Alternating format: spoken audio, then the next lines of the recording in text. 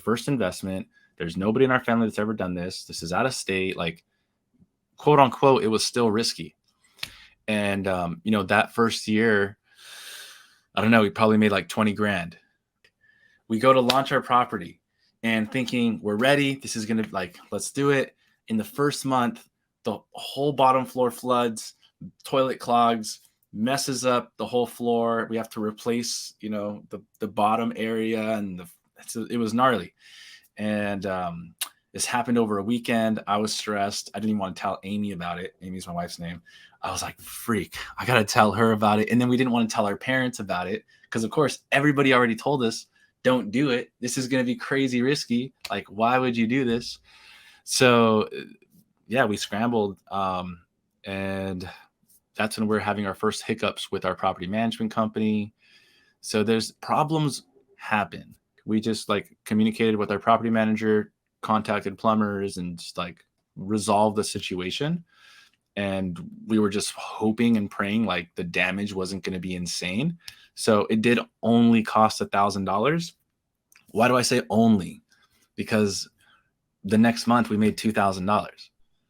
Okay, welcome to another episode of Affordable Housing and Real Estate Investing. Today, I got a guy that's really inspirational. I met him through Instagram, believe it or not, but I heard his story and I thought he would be really inspirational to bring onto the podcast so that he can share a story because he's investing out of state, all the way across the United States. And so for all of you out there that are petrified about not investing locally because you can't drive over to your property right away, yeah, let's listen to Fernando's story and let's see if he can change your mind a little bit. So, Fernando, welcome to the show, man. What's up, dude? Kent, what's up, dude? Your energy in regular phone calls is the same on here, so that's a good thing. For everybody else, the Kent you're getting is the Kent you would get anywhere in life.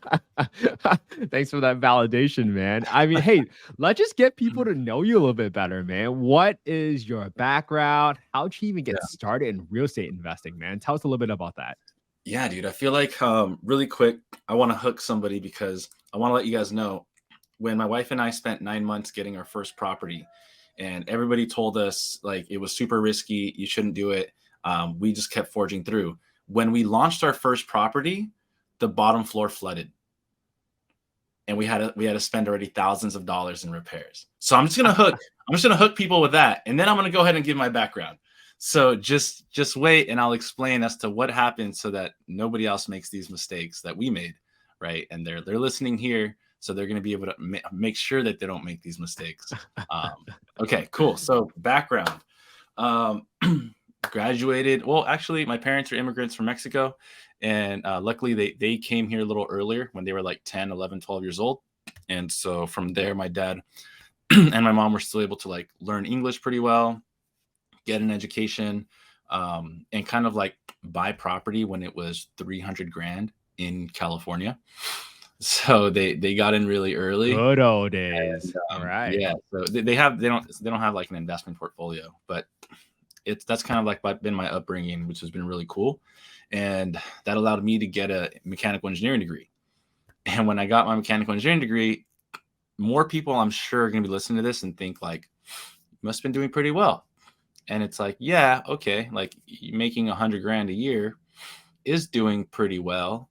Unfortunately, when you didn't have a concept of money, right? You get out of college thinking $100,000 a year is a lot of money, and then you go and find out what a house costs and what interest rates are and what taxes are and what monthly rent is, and you add all that stuff up, and then you think about, okay, maybe I'm saving now $1,000 a month. That's still good, but then $1,000 a month is only $12,000 a year. And so then it's well, how much do you need to save for a house? So all that to say, fast forward a little bit, I quit my job, quit my W-2, left engineering, pursued entrepreneurship because I needed to find a different way. That was really it. The thought in my head was there has to be another way. I can't be the only person who's thinking there has to be another way. I was. And so I broke out, got out of this matrix. And I think I mentioned to you yesterday that I left a 6-figure job And then in 6 months of me being, an entrepreneur or a wantrepreneur, I made $300. And I was struggling Mm. and I was struggling. And so that's how we ended up finding my wife. Obviously we're boyfriend and girlfriend, and she had money. And I was like, ooh, she's got some money. So because I was broke, quit my job, I was in credit card debt, but I was scrappy. I was hungry and I was scrappy, and I had ideas. Right? You'll probably hear this a lot about like maybe people like I have these ideas, and I know if I do it, like it'll be great. And so she was trying to find a property in California, but like I said before, she had saved up like 65 grand. She was trying to compete with a lot of people in California, with cash investors or just regular people buying, and she wasn't getting a property, and she was trying to buy as an investment, but the numbers weren't making sense. In my head, I was like, I know you're trying to do this, but like the numbers just aren't adding up. Like it's not good return for the down payment that she had access to. And so again, me as my ideas, I was like, there has to be another way. And so I kind of like whispered, and it's not my money, right? It was my wife's money. And I kind of whispered in her ear, like, have you considered looking out of state? And she was at a point now where she's like, at this point, I'm open to anything. So that was the start where it wasn't even me that took the first jump. Like it was my wife and her money, because we were boyfriend and girlfriend at the time. We weren't even married.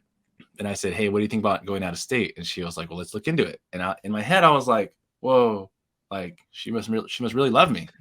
And so obviously now we're married, but she trusted me. She got with a guy who didn't have a job. I was still living with my parents, right? And now I come to her with this crazy idea, like, you know what you should do with your money? You should go and invest out of state. So I thought that was pretty funny. I told you guys this guy was going to be inspirational and charming, because if not, you would not have been able to woo your wife and convince her to invest in real estate. Wow, Yeah. dude, what a great start to your relationship. Dude, it was cool. It was really good. So I think I really appreciate that you brought up like, hey, after I quit my job, I only made like $300 for like 6 months. And I think for people that are trying to take this leap, it's almost like a little reality check. Like, hey, when you quit, like there is a serious drop in income, Yeah. and that's okay. That's also normal. Thank you for normalizing that, because I think a lot of people when they quit the job, they're like, all right, I'm gonna do this full time. But then sometimes they miss like how much ramp up time there is for this stuff to really kind of take off. So really, Yeah. really cool. So you convince your wife to invest out of state. How, I know you guys are investing in Padsplit right now. Maybe let's go into that. Like, how'd you Yeah. pick your market, and why'd you decide on the Padsplit strategy? Yeah. So jumping off there, she said, okay, let's do it. And I said, I got one friend who has helped people invest out of state, and his name was Andy. And I was like, let's go talk to him. So we talked to him. He told us about Atlanta. We seriously did research on Atlanta, and it was like, prices out there at the time were $150,000 for 2,000 square foot home. I was like, what? This is crazy. And so that's what started to pique our interest. We ended up paying other people to learn about the people. We started learning about other communities, right? If you're new to watching this, like you have to find a community of people that are aligned with your vision, because they're ahead of you and they've already, seen the risk and seen the pitfalls, have taken action. So you're just going to get more inspiration from them. And that's what we did. We joined a group, met other mentors, met other people that were doing things like us, that were new or that have already done it. And somebody suggested, I mean, we were seriously looking for months. How do we make $300 of cash flow? We're looking out of state.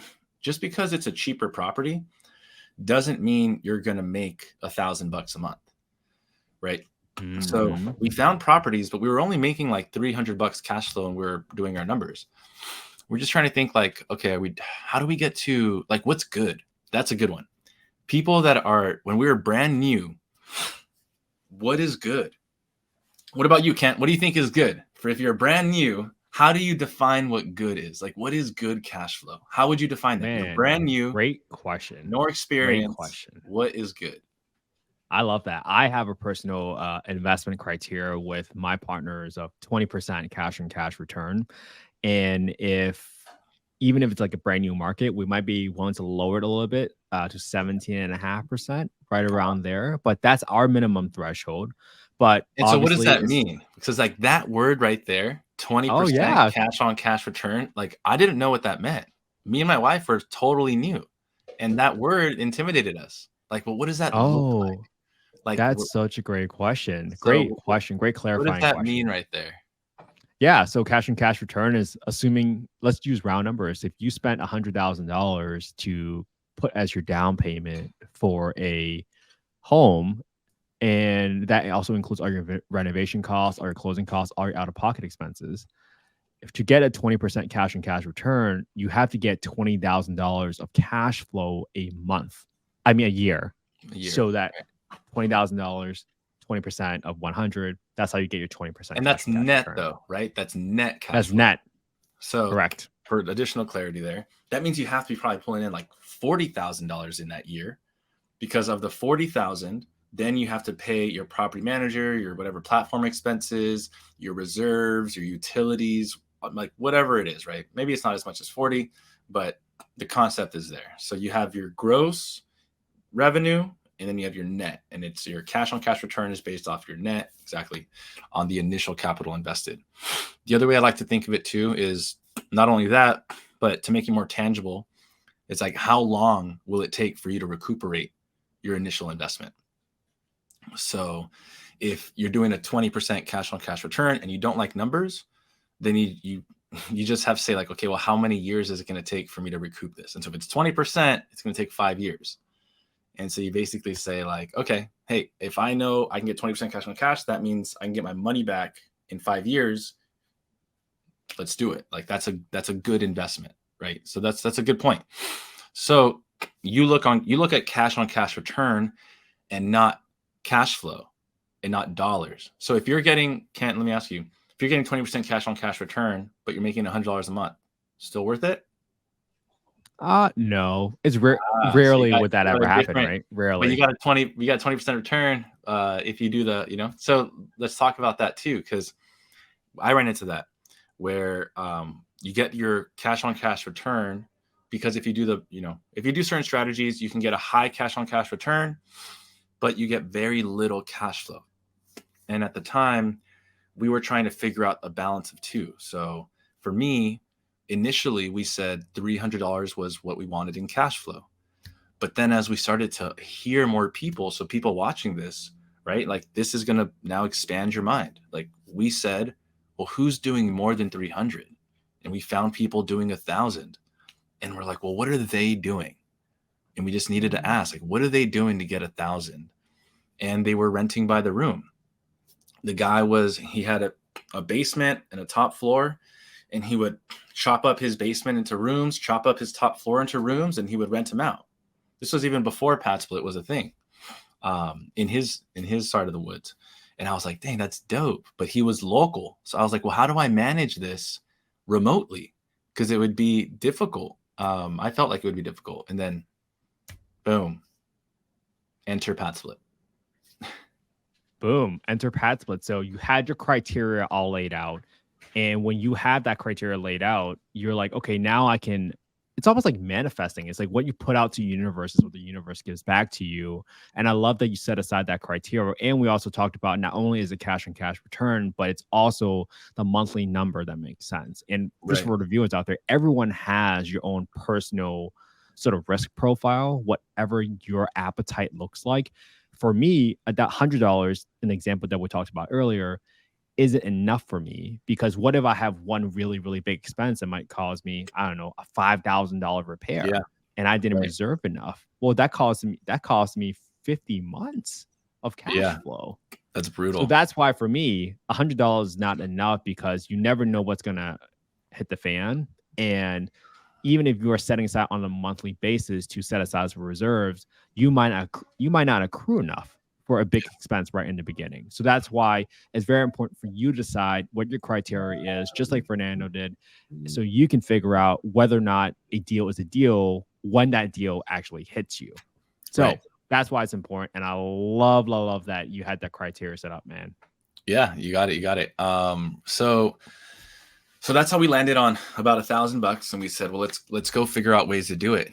And so we met people, we got introduced to people in Atlanta, and there was Padsplit. They introduced us to Padsplit. They told us about this platform that helps us manage rent by the room model. We still needed to add a property manager on top of that. So like our total management expense is 20%. 20% of our monthly revenue that we get, what we collect, goes to management. 12% to Padsplit, 8% to our property manager. And I think of it like, imagine if you had an Airbnb business and you pay like a co-host. You'd probably pay 20%, 30% to your co-host to manage everything for you anyways, right? So that's the way I look at it. And we're building a business. I'm not trying to like make myself self-employed. I'm trying to like make it a business. Yeah, and that makes perfect sense, man. So let's think about it in a more logical way. So you decided on a Padsplit. The next question is going to be, well, how do I get money for this? You mentioned you have some money from your wife for her down payment, but Yeah. let's talk about how do you raise capital, because you have more than just one now. Let's give Right. some tactical advice to the listeners out there. How did you go about building your reputation, getting people to know, like, and trust you, and investing with you ultimately? Let's talk about that. Well, it's I mean, dude, if you seriously take even the first property, my wife, she was the private money investor, right? Like she was my girlfriend, but I was like, yo, there's this super cool idea, and like I'd love to share it with you. And then like I got her on calls, we obviously educated her so she felt comfortable making the decision, and it was her name on the loan, right? Like it was her property. I just got lucky I married her, but it was all her, like, and she was my first private money lender that believed in me. And so from there, we waited a year because it was still risky for us at the time, right? It's like, this is our first property. It's our first investment. There's nobody in our family that's ever done this. This is out of state. Like, quote unquote, it was still risky. And, that first year, I don't know, we probably made like 20 grand in net profit. And we were like, dude, this is crazy, and our total investment was 65,000 all in. So, this was 3 years ago. Purchase price on the property was 165,000, needed like 35,000 of work. We bought with a 15% down investment loan. So all in was like 65 grand, which is exactly what she had access to. We did use 0% credit card to fund the rehab, so that was genius. Cool. Yeah. So that helped us out. And we made money that first year, and we're okay. Of course, remember at launch, we lost $1,000. Going back, we go to launch our property and thinking we're ready. This is going to let's do it. In the first month, the whole bottom floor floods, toilet clogs, messes up the whole floor. We have to replace, the bottom area, and it was gnarly. And this happened over a weekend. I was stressed. I didn't even want to tell Amy about it. Amy's my wife's name. I was like, freak, I got to tell her about it. And then we didn't want to tell our parents about it because, of course, everybody already told us, don't do it. This is going to be crazy risky. Like, why would you do this? So, yeah, we scrambled. And that's when we're having our first hiccups with our property management company. So there's problems happen. And I think that's just one thing I want to say. Like, no matter where you invest or no matter what you do, like, problems are going to happen. You're going to have problems if you don't invest, and you're going to have problems if you do invest. So it's like, you get to pick your problems and like, what are you going to be okay with? That's such a great story. And if I would cover two topics of what you just said there, one, being afraid to tell your family. I remember when I bought my first property out of state, sight unseen, one of my best friend's parents laughed at me. Literally laughed, like, you bought it without looking at a property? Are you crazy? So I completely resonate with that, because when you're taking these risks, sometimes it's very hard to almost educate your closest friends and family about what you're doing, because their mindset might not they don't have the investor mindset. And Yeah. sometimes when I give advice to newer investors, I almost tell them, like, hey, be careful about who you tell about your investment aspirations, because They what could they bring you say down. back They, to they, they you, might accidentally blow out your candle, blow out your smoke. it's toxic, because Yeah. right, your human body reacts to fear so easily, so it will continue to reinforce itself, like, don't do this, don't do this. Look, my dad is telling me not to do this either, so like I definitely shouldn't do this. Yeah, So that's where you that got to be community careful really about who you comes in. tell. Yeah, that's a good Yeah. point. Surrounding yourself with other people who have the same vision, it's like that becomes more of a positive reinforcement. Correct. Well, then the second thing I want to talk to you about is like, Yeah. okay, your toilet, I mean, your floor flooded. That Yeah. seems like the end of the world for somebody. How Yeah. did you solve it? Because I really want to take that fear out of this process. Because people are like, oh, what if this goes wrong? What if this goes wrong? Well, you kind of pick up the phone and you try to solve the problem. How did you do it? Yeah. How did you So I solve that think problem? more on a, I don't even know if it's philosophical, but the measure of response to anybody that's watching is, I think, in my opinion, it's dependent upon like what's the worst thing that has already happened in your life.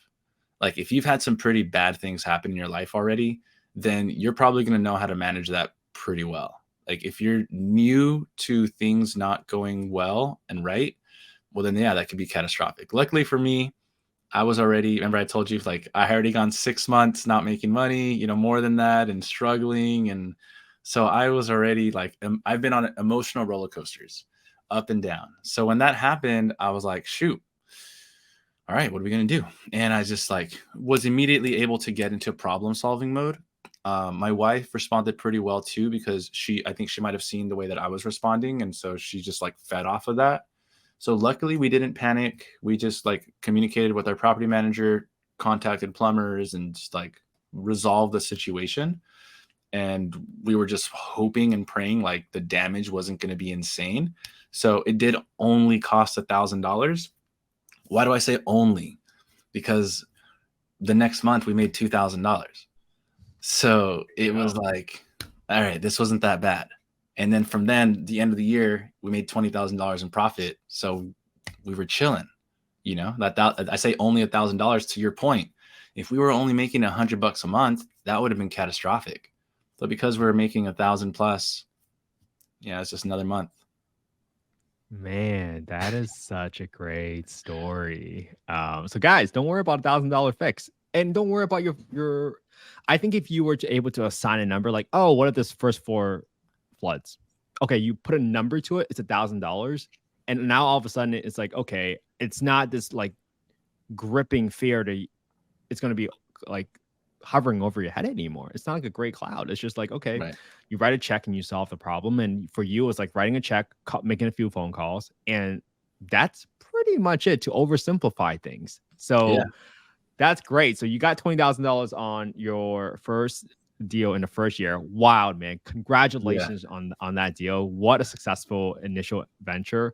It has How been. did Yeah. you raise capital then Yeah. for Yeah. your So, next couple of deals? the Because that's the next, number one question we get. right. So last year, so I took a break from Padsplit and I told my other friends and family about it. So my brother got one of my friends got two of them. Like more people started getting them, right? Because remember, this was at a time where like 65,000 was all the money we had.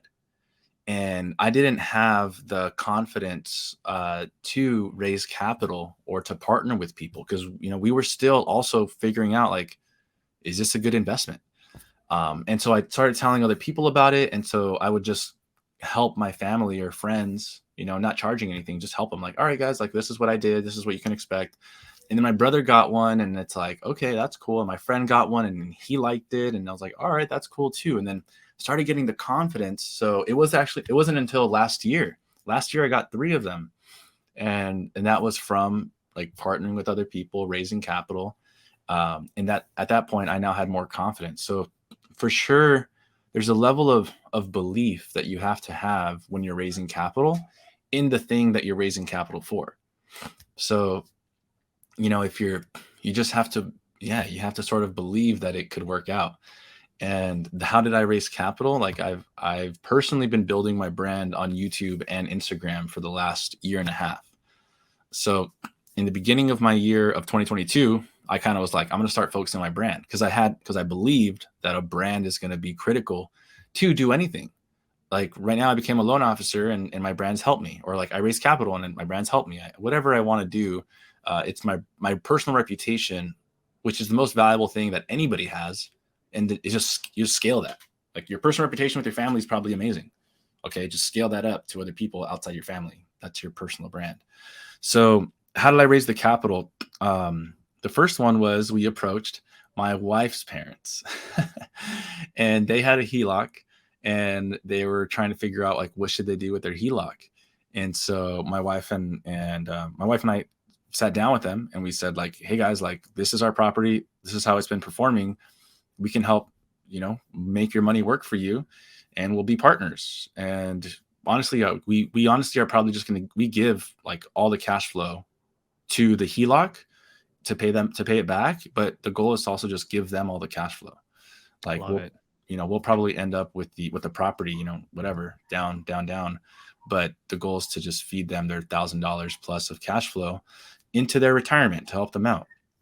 And that's kind of what we're planning on doing. Right now, we don't touch any of the money. That's the good part. Any of the money that goes from our properties, like we don't need it to survive. So it just like fills up a bank account and it's just like fills. And it's just crazy to see, like, I didn't do anything. And this bank account just keeps going up and up every month, up and up and up. And like, you just like, I didn't do anything. And that is growing. And it just blows my mind, dude. I mean, you got to give yourself some credit. You didn't do nothing. You earned it. Not only did you build your brand, but you also deposited so much goodwill into your friends, your brother, your family, because you were just helping them and coaching them through the mistakes that you have experienced yourself with your first investment. And you just kept helping them. You're like, okay, you built that confidence over time. Like, oh, I do know what I'm talking about. Right. And I think that is such an important takeaway that I hope the audience takes away from this today is like what Fernando has done is like over a course of time, even though there might be problems that will come up, he has referenced back like, hey, these are all the hard things I have done in life. And for our audience out there, just start counting backwards, like of all the hard things that you have done. And that will infinitely prepare you so much better when you're getting ready to take the leap yourself to leave that W-2 job. So you can go back like, oh, you know what? I've done some hard projects at work, or I've done X and X. Like I used to be an EMT and I had to tell myself like, hey, I've walked into situations where someone's dying. Is someone dying in this one? No, just a flooded basement. I can solve that problem. Right. And I think these are the things that you have to work on your own mindset to get yourself prepared to solve those problems. And I think that's why people are investing with you, not only your brand, but the history and your track record of what you have done, Fernando. Thanks, man. And so, so that was the second property. And about 6 months, so then I started like sharing this more, like, oh shoot, okay, the second property is up and running. That's filled. And right now, like people ask me like, what's the occupancy rate? Like our occupancy is 95%. And usually gets like filled up within 2 weeks. So things are going well. And I started just sharing it with more people. And I put it out on social media that I was looking for partners, or when I would go to events. And I remember like, this is the power of a personal brand where after 6 months of posting, I think I needed like 30 grand for a project or something. I like sharing this story because this is just like things that blew my mind, and you don't know unless you try. So then after 6 months, I was like, okay, I haven't asked my audience for anything, but I need 30 grand. And I was like, okay, I'm just going to put it out there. And so I told the story and I said like, hey, I'm looking for a private money lender, 30 grand, 9% annualized. And this was before interest rates took a big hike. So, I waited. And like, I got one response. I got one response and I was like, sweet. And it was the girl I'd never met before. And I was like, cool. Like, can you hop on a call? We hopped on a call and I was like, how do you know me? I was like, how do we know each other? Thinking maybe we met in college or we met, somewhere. And she was just like, no, I've been following your stuff for 6 months. I was like, I've been following you for 6 months and I want to get into real estate investing. And I figured now's my best time to learn and partner with somebody. And she was like, here, I'll give you the money. And I was like, what? And then she like wired me the money that weekend. What? Dude, Wild. 30 grand. Somebody I've never met in my life that I met like on a Thursday or Friday wired me the money over the weekend, 30 grand. I was like, what? So that's when I was like, okay, shoot, now I can possibly partner with people like that I don't even know or something, like, or people trust can be built online. Like that concept was foreign, because usually I thought trust was just built like you have to have one-to-one conversations and all this stuff. But and that's true for sure. At the end of the day, like you still have to be a good person. But just the thought that you could build a relationship one to many through your personal branding online. So just want to share that. Just want to put that, like, personal branding is huge. And this is huge. Like, absolutely, this is huge. People need to really pay attention right now and think about this. Fernando, how many followers do you have on Instagram right now? Got like 3,900. So 3,900. So this is a perfect example of why I brought Fernando on there. Like, why it's so inspirational. You don't need 100,000 followers to raise Yeah. capital from people. You Yeah. don't.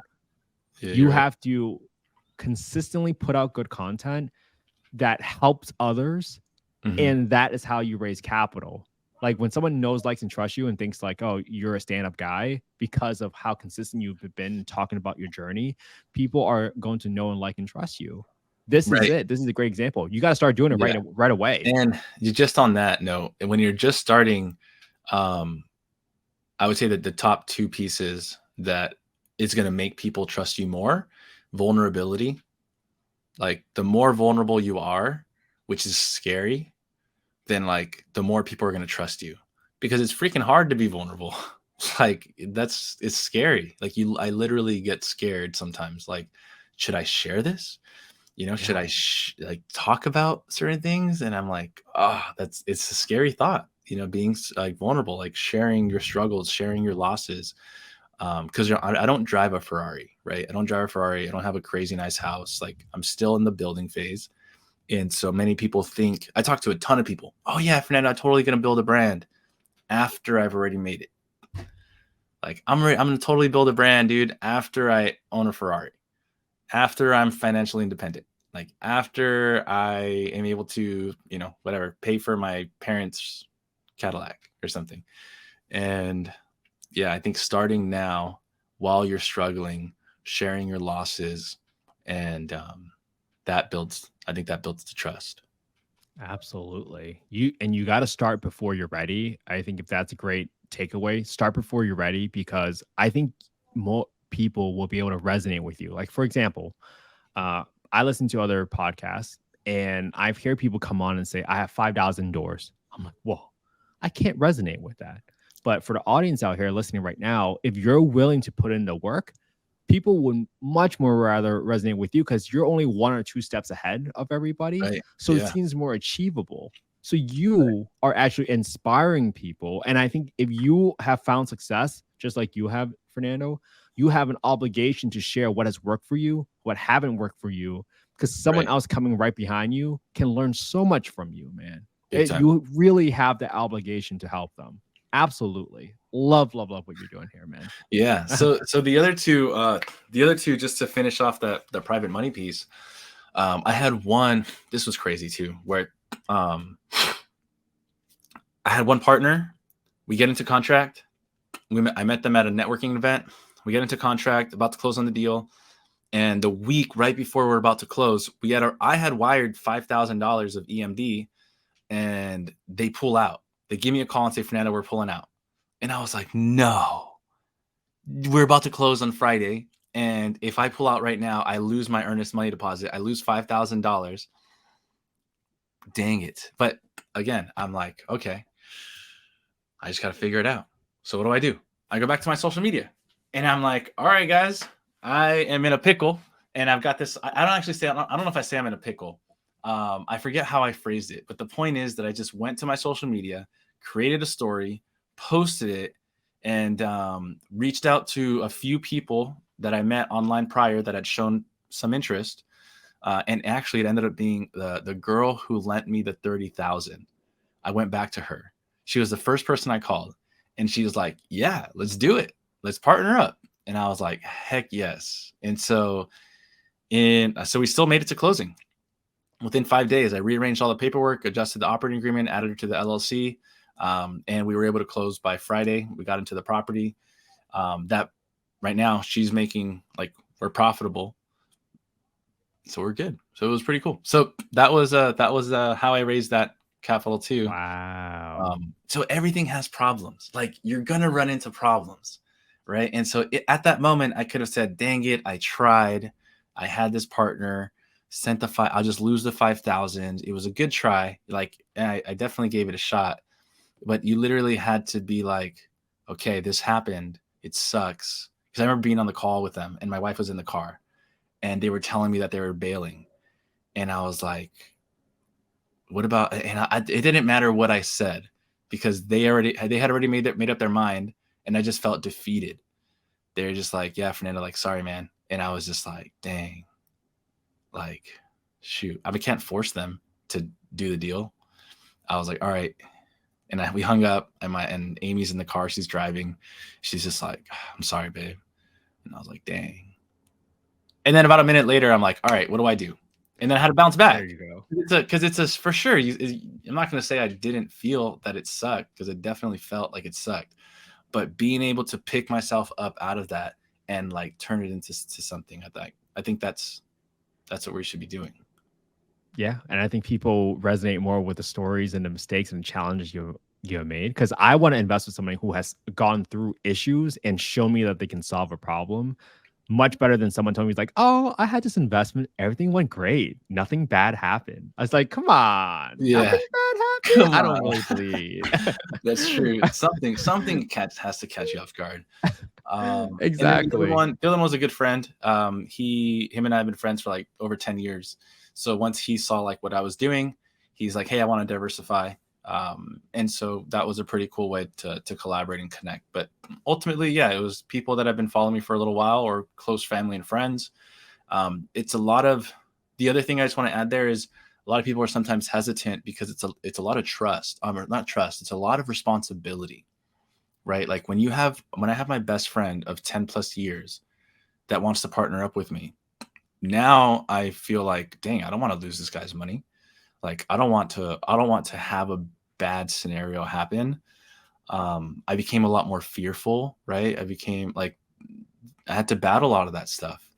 And and things went wrong. We ended up, I told him, this is how you learn. Where, here's something that I can share. I thought, to get people to invest with me, I needed to give them the best possible deal, and give them the best possible scenario, and the least amount of capital that they would need to come to the table with. Because I'm just learning, right? And so I was like, no, no, no, you're only going to need this much money. This is your returns. It's going to be amazing.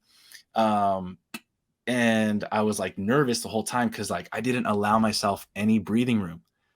I was, like, super, super tight. And then, like, stuff happens. We start moving along and, like, doing the deal, and it's like, gosh, this just went up by 5 grand. Oh no, another 5 grand. Dang it, that's gonna mess up our returns.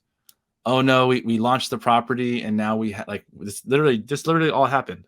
We launched the property, and the the roof needed a repair, and there's a rat problem in the house, because the rats are going through these holes. I would have never that didn't happen to my other properties, right? Like, this didn't happen to my other properties. We had to fix the fence, we had to fix the roof, we had a rat problem, we had a pest problem.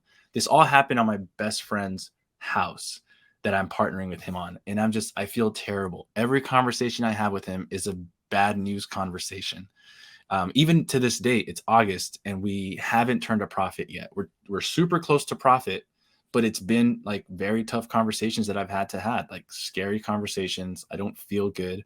But So this is the learning lesson, right? It was my fault from the beginning for not giving myself breathing room, right? Like this, and is all learning. So the point of all this is like, I don't consider myself a failure. Luckily my friend, we have a really good relationship, so he's not upset or anything, but like, this is all part of learning. Like I'm in the thick of it. Like I'm in the parts that like I'm learning, struggling. So this is going to happen. Like it's perfect sunshine and rainbows. I don't know. Do you want to speak to that at all, Kat? Absolutely. My first rehab, I went double my budget. Yeah. And it was also with my best friend. Um, And how'd but you I feel? think, And how'd you feel having to like go back and oh, like when you awful, found all this stuff out? awful Right. every time. But Right. that's what it's a learning experience. I still thank him to every day. I still thank him every day for signing on that dotted line with me, because I can never repay him for giving me that confidence of investing with me. Right. You still learn. Granted, we made $350,000 at the end of the day, and we buried it. We pulled back out $250,000. But during in the midst of it, it's super scary because you're like, Right. oh man, what did I get myself into? Yes. Just on that, I need to share that as of right now, us talking in the last 5 months, same thing as you, we bird it. So in the property, there's about, I want to say, $40 to $50,000 of built-in equity already. So we're talking about like, oh, it's not cash flowing, you know, 1,000 or 2,000, or like right now we're probably negative $2,000, right? So for sure we're gonna hit profit the next month or the next month.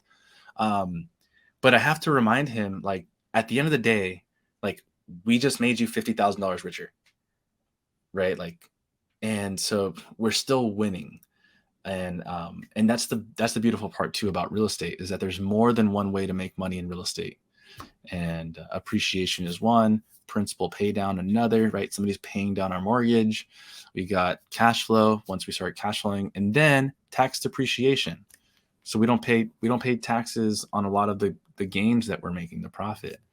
So that's what I And remind don't them of. forget, the best benefit is you having that story to tell now, Yes, and the so you can experience. raise more. Exactly. Yeah. That's the best lesson learned.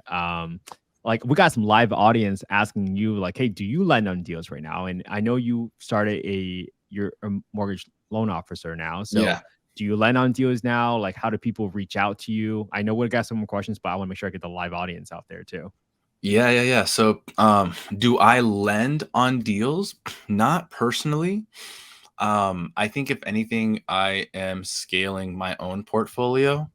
So I have my business being a loan officer. So the goal is just like build up my own cash reserve and then just buy more pad splits myself. I actually haven't even, I intentionally right now stopped taking partners because I need to focus on my business. My business, anybody who's listening, right? Like your business is your cash cow. Like no passive, it's gonna be very hard for a passive investment to make more money than your active business if you're a business owner. And so I'm just giving my attention into the business side of things. Once that's built up and I've delegated some of it, then I can take the capital, bring that back into investing. Yeah, I love that philosophy, because I think sometimes we all want to quit our jobs really quick, really fast. But if you just view your coworkers out there as potential private money partners, That's a good one. Yeah. then you should absolutely stay in your job, talk about what you're doing, and now all of a sudden you have an amazing lever that you can pull all the time from just your colleagues that are sitting around you and watching you. Because guess what? Everybody else also wants to leave their job and have more time and freedom to play with their kids. You don't It's think so anybody funny. else wants that? I know everybody I talk to, we all want the same thing. And it's just like, how do you do it? How are we going to do it? And who's willing to go through the struggle or the work or the time commitment to do it? Yeah.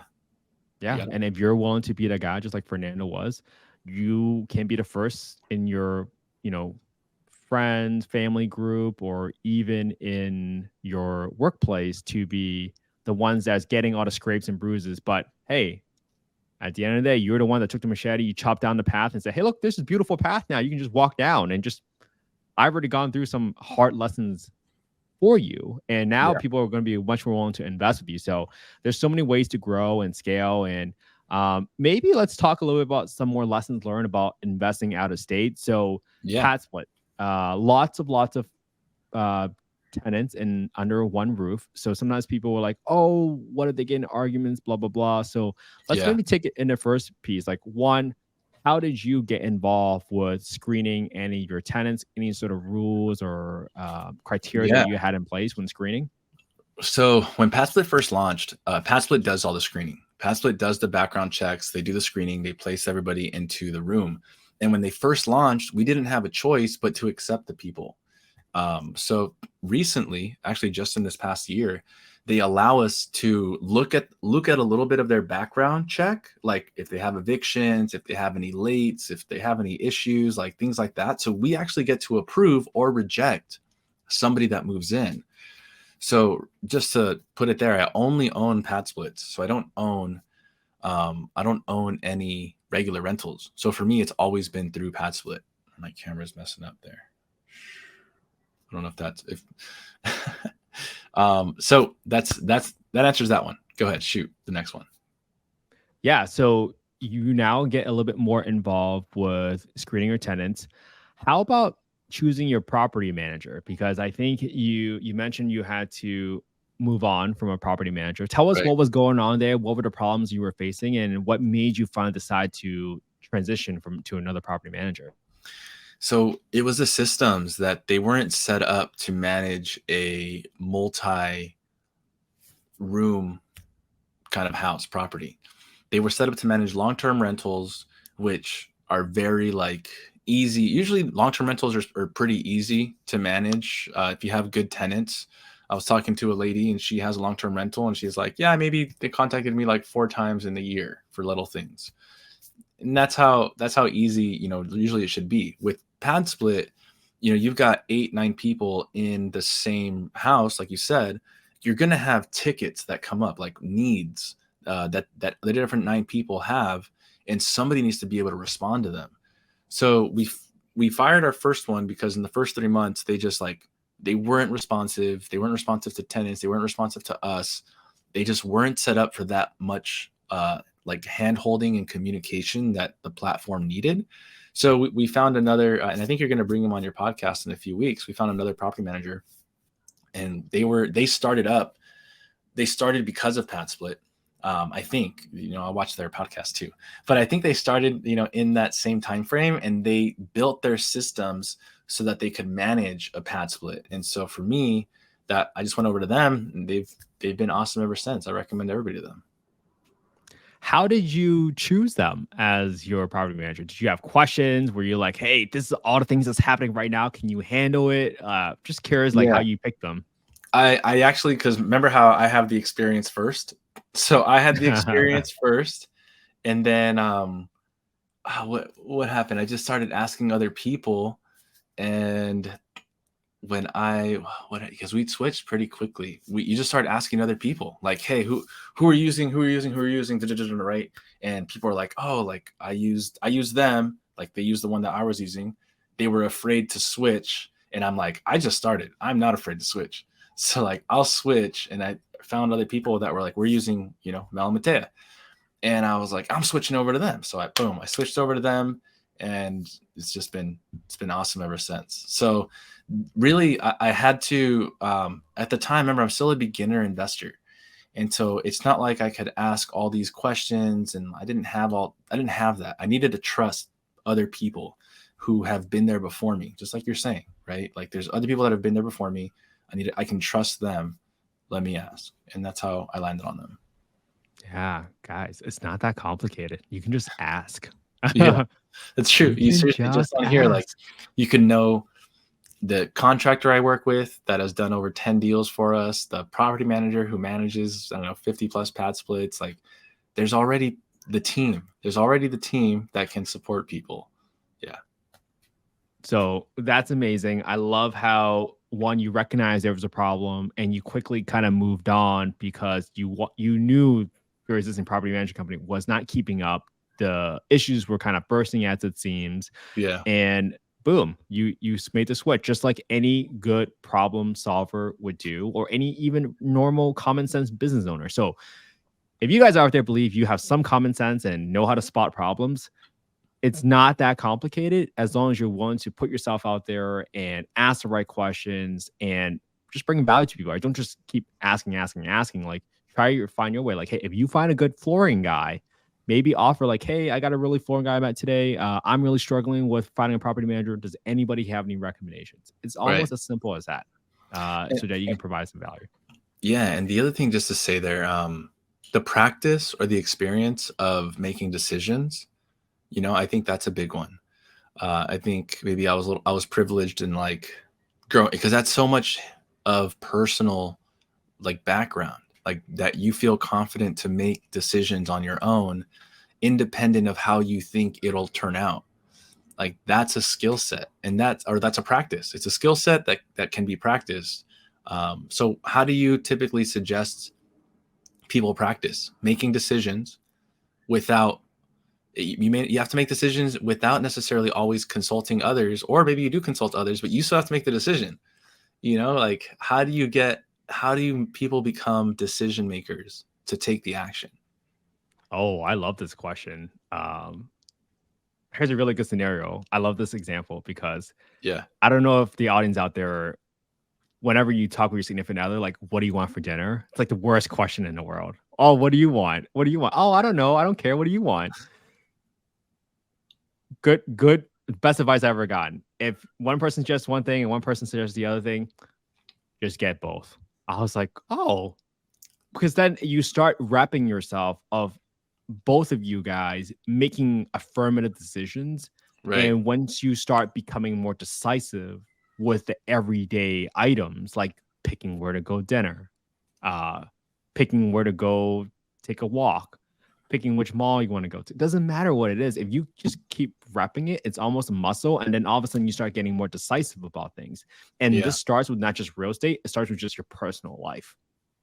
Yeah, dude, that's huge. And because it becomes a habit in your personal life, you'll naturally take it over to anywhere else you want to go. Yeah. Exactly And it. sometimes you just talk it out loud with others. Like, hey, here. And I think people get so frustrated with problems because they don't know what their options are. But if you were just to take a couple of minutes and say, like, okay, this Talk it out. problem is terrible. Okay, what's my first option? I can call a property manager. What's the second option? I can call a plumber. What's the third option? I can go post on a Facebook group in the local RIA or a local investor community. Right. That's it. So there's 3 options for solving a problem right away. You can actually do all 3. And then hopefully you get back responses back from everybody. And now you say like, well, what am I going to do? Here's a really good Right. example. 2 weeks ago, because it's 120 degrees in Scottsdale for like 3 weeks, I had guests complain that my pool was too hot. Well, I was like, yeah, well, it's been 120 degrees for like 2-3 weeks. What did I do though? I was like, well, first option is like, let me go try some ice. That didn't really work. I was like, let me try shipping $70 worth of ice in there. Then I tried to talk to my pool manager and he said, there's not much I can do. Then I came up with my own idea. I was like, well, what if I drain the pool halfway and then refill it with fresh hose water? They're like, oh, that might work. So that's how I solved it. And it worked? It worked. The guests were happy. Now I Oh, how probably wasted a cool. lot of water, but that's okay. Right. It's a hospitality business, but that's a level of decision making that you have to go through. It's like, hey, I know this might not solve the problem, but let's do something first. And just Right. being decisive, like, okay, let me just text them right now, get $70 worth of ice over there, threw 5 Like, bags in there. how much are they paying for the night? Like almost $1,000. So you're thinking like, dude, I can't afford a bad review on this type of stay. Like the opportunity cost of not paying for that ice. That's how you made that. That's how you were able to be so decisive, because you looked at what's possible to lose, or like what the downside is. So $70 is nothing. I'm trying to preserve a perfect 5-star review rating, and that gives you way more pricing power than worrying about nickel and diming your guests like $70 worth of ice, $100 there, $200 there. Did you get a 5-star review after that? I did get a 5-star review after that. And I feel like if they really felt you going to problem solve for them, like I feel like that could earn you even more of a strong raving review. Yeah. Absolutely. So enough about my story. I want to make sure I get any more pro tips out of you for when it comes to investing in real estate or Padsplits, any sort of other advice or gems that you can share based on what you have learned so far. So, man, I just want to like reiterate that it's like the problems will happen And so like get it. I want to share, because the tip is the problems will happen, but how do you respond in the midst of the problems? And so, we've had to deal with evictions. We've had to deal with people not wanting to leave. And so what did I do? I could either let my property manager handle the eviction process, which is totally normal, or I can pick up the phone and call the tenant and figure out what's the problem. And that's what I do. So I've only had to ever go through one full eviction. But the majority of the time, somebody's not paying. I'm picking up the phone and I'm calling them like, hey, what's going on? Like, what's the situation you're in? Can you pay $100 by Friday? That shows good faith. And then we'll go ahead and extend you out until your payday, right? I have these conversations all the time. Hey, I got let go and I'm starting a new job next month. And so whatever, I'm like, okay, send me your offer letter. Send me your offer letter. Send me your email approval letter, right? I'm verifying. I'm not telling them that I don't trust them. I'm just verifying. And so it's like, it's legit.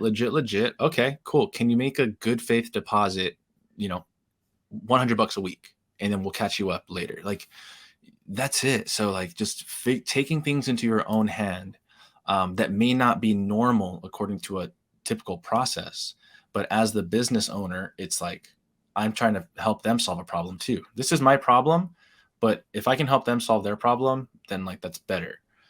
Sometimes it's like this person was late all the time. And I was like, this is a pattern. Why is this person always paying late?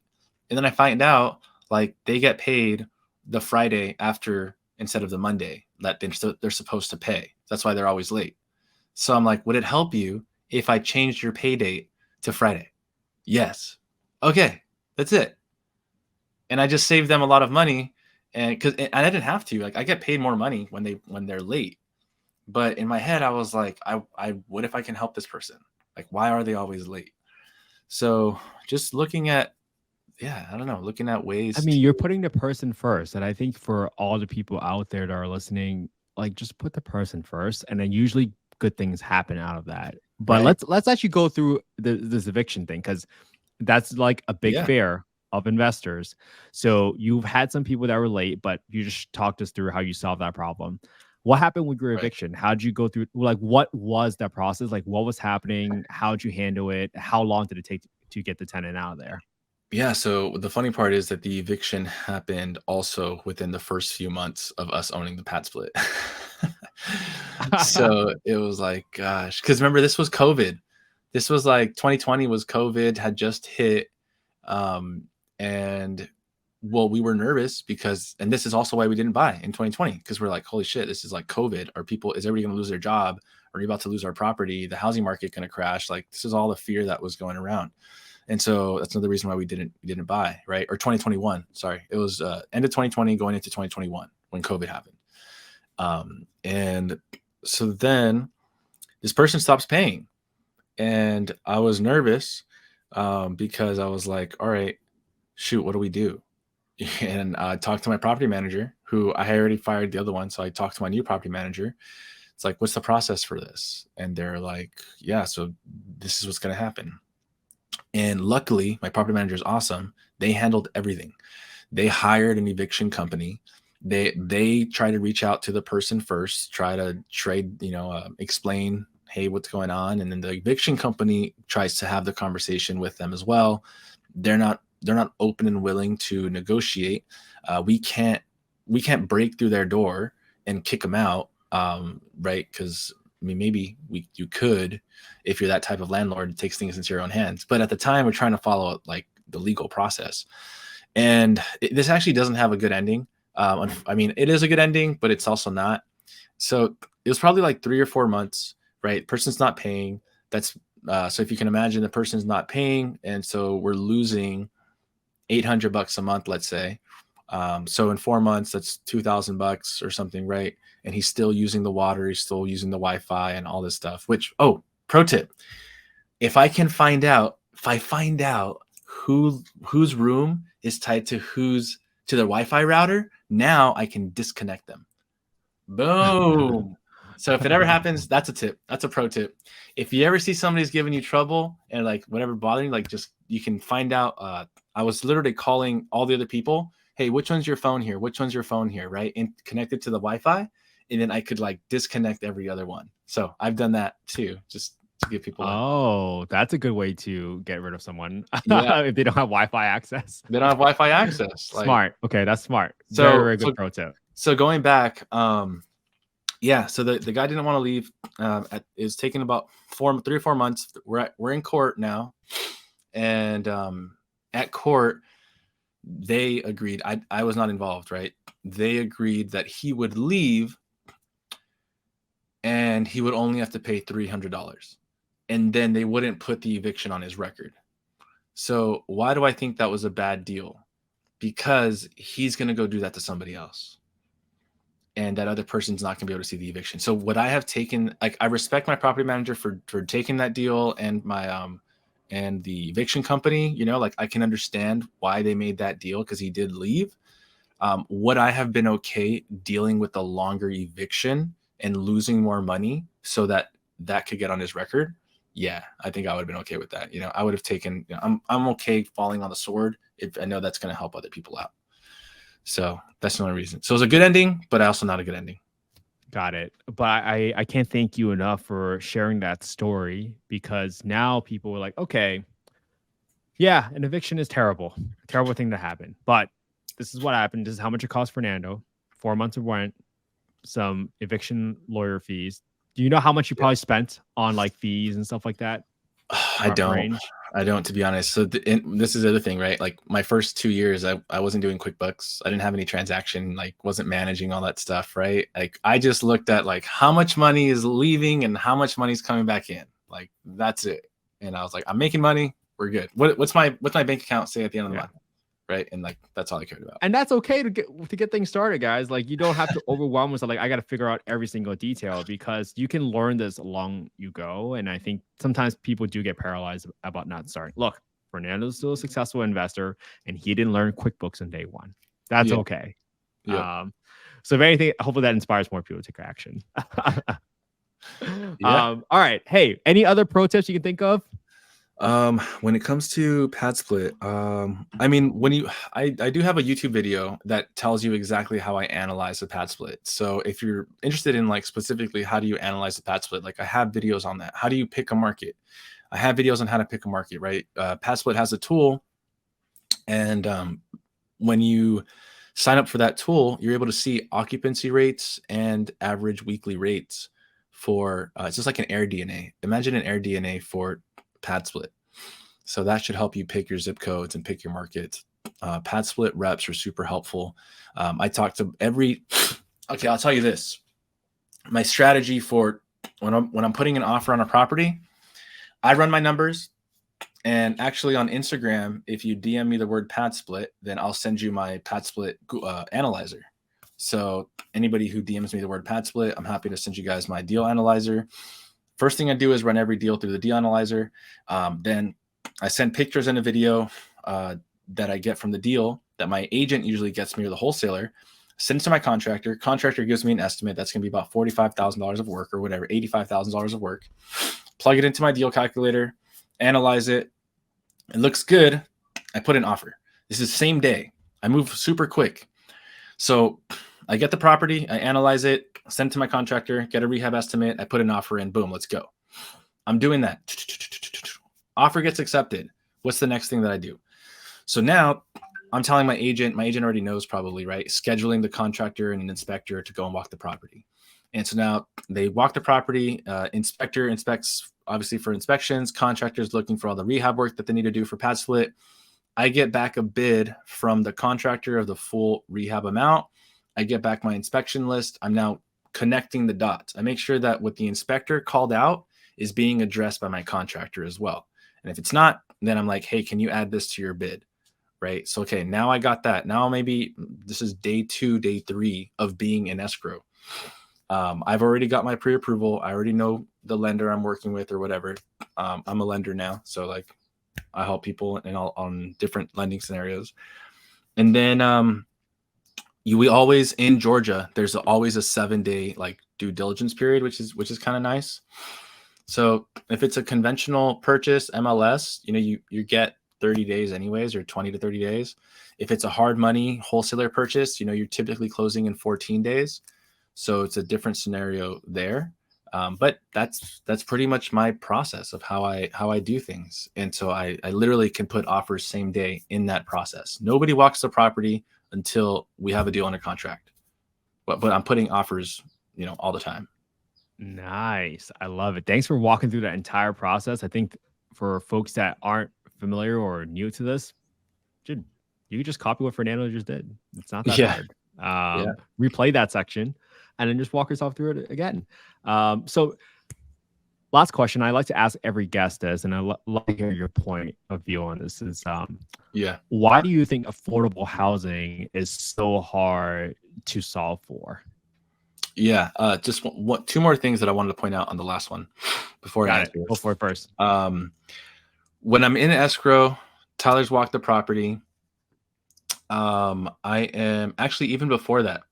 So in that same day, this actually happens even before Tyler walks the property. In the day that we put the offer in, if I know offer's accepted, then I'm going to call Mel and Matea. And sometimes I may do this before, or text them and I'll say, hey guys, do you have any properties in this area? What do you think about the area? So my property manager is going to help me determine if they have other Padsplits in that area. How good is that neighborhood? They give me a lot of visibility there. And sometimes they'll be like, Fernando, let me drive through there. Let me go check it out. And so they're able to send a team. They're driving all the time to their properties. They scope it out, give me some feedback. That's super helpful. Then I connect with Padsplit themselves and Blake. Blake's amazing. Shout out to Blake.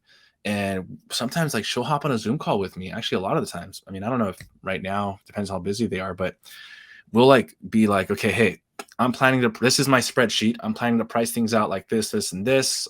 This is the rehab estimate from Tyler. I got my checkbox from Mel Matea. I need final stamp of approval by Padsplit. What do you think? And she's like, yeah, it looks good to me. So boom, now I got my agent says it's good. My contractor says it's good. My property manager says it's good. Padsplit says it's good. And my spreadsheet says it's good. I'm like, this is a good deal. Let's roll with it. So, yeah. Okay. To answer your question. So now I can go for it. So repeat the question one more time and then I'll pick it up. Yeah. Why do you think affordable housing is so hard to solve for? Oh man, affordable housing is so hard to solve for. Why is it hard? It's hard because businesses, right? I own a business myself, and a business wants to get more profitable, but we want to keep our expenses constant. And so I think it's so hard to solve for because capitalism and businesses will grow. Even as GDP grows and businesses grow, that our profits will grow. But we want to keep our expenses maintainable. And so therefore, right, the people that have businesses and make money are going to be buying assets, and the assets are going to appreciate and everything's going to inflate and the cost of goods will go up, right? But everybody who's not a business owner, who hasn't figured out how to get out, they're employees, and their role as employees is to keep their pay constant. So the growth of somebody's salary is never going to exceed the growth of assets, because investors and business owners buy assets and employees are just paid, and they're unfortunately they're an expense to a business. And so you have the disproportionate or the misaligned incentives. Businesses they want to grow, but they want to keep their expenses low. Then you're going to get everything that the business owners, all the profit that they make, they have to put it somewhere. So they go and buy real estate. And because real estate gets more expensive, they start increasing the rent because business owners want to increase their cash flow. They want to increase their profit. So they increase the rents, but then now the rents are growing at a faster pace than the income of the people that are renting. And that's why it's so hard to solve, because there's misaligned incentives. Misaligned incentives. That's a great way to kind of paraphrase all the different forces that affect this incredibly difficult problem. So, hey, man, I can't thank you enough for coming onto this podcast. It's late on a Friday afternoon, and I think you have provided a tremendous amount of value by sharing your experience with all the audience today, even some of the live audience members getting a little bit interactive with us. That's amazing. Thank you so much for your participation. Yeah. And this has been fun. This has been an amazing conversation. Seriously, I grew up in affordable housing, so I told you this story before, but there were 9 of us in a 2-bedroom apartment. And I think I'm glad you're investing in the space and providing affordable single room rentals to folks, because I think we need just everybody participating to solve this problem. So thank you so much, man, for coming onto the show. I can't share my appreciation enough for you, man. So Yeah, thanks for how having me can on, man. That people was awesome. how can people get in touch with you, man, and learn more about what you're doing? Yeah, so on both YouTube and Instagram, it's really simple. It's Fernando Corona. So just it's ITS, my first and last name, Fernando Corona, and both on Instagram and YouTube, and we can connect there. That's pretty much it. All right. I love it. Hey, this has been an amazing conversation. Hopefully I can bring you back on at some point in time. We'll just talk about how much growth you're experiencing, maybe in like a 6 to 12 months or something like that. But hey, Yeah, thank you so much, man. totally. All right, later, guys. All right. I appreciate it. And we're out.